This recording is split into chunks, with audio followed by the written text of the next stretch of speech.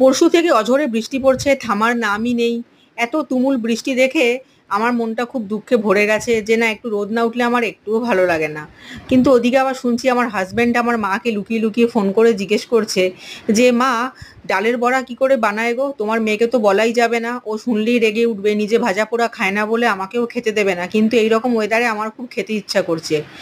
তখন আমি আবার পিছন থেকে শুনিয়ে নিয়েছি, ও সেটা দেখেনি। আমি ভাবছি আহারে বেচারা, আমাকে ভয় বলতে পারছে না বলে আমার মাকে জিজ্ঞেস করছে। তাই আমি বরঞ্চ ওকে সারপ্রাইজ দিয়ে নিজেই বানিয়ে ফেলি। বানানোর সময় ও আবার দেখতে পেয়ে গেছে, ও পিছন থেকে উঁকি মেরে বলে, ডাল মে কুছ কালা হ্যায়?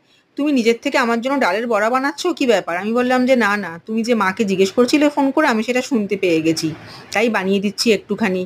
তাই সিম্পল ব্যাপার একদম এই ডালের বড়া বানানোটা। সুন্দর করে মুসুরির ডালটাকে ভালো মতো ধুয়ে 1 ঘন্টা ভিজিয়ে রাখতে হবে।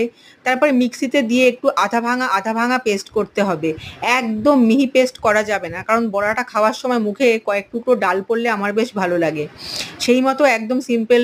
বাটার সময় একটুখানি রসুন আর লঙ্কাও দিয়ে দিতে হবে মিক্সিতে।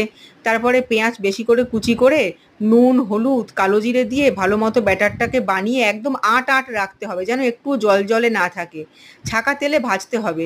আসলে ডালের বড়াটা ভাজার সময় না আমার দিদার কথা খুব মনে পড়ে। আমার দিদা সিম্পলভাবে এটা বানাতো, এত সুন্দর লাগতো খেতে, যেটা আমরা এখন ওই হাবিজাবি বেকিং সোডা, চালের গুঁড়ো এসব দিয়েও ওই টেস্ট আনতে পারি না। যাই হোক, খুব সুন্দর হয়েছিল খেতে। বৃষ্টির রাতে গরম গরম ডাল ভাত দিয়ে ভালোই জমে গেছিল খাওয়াটা।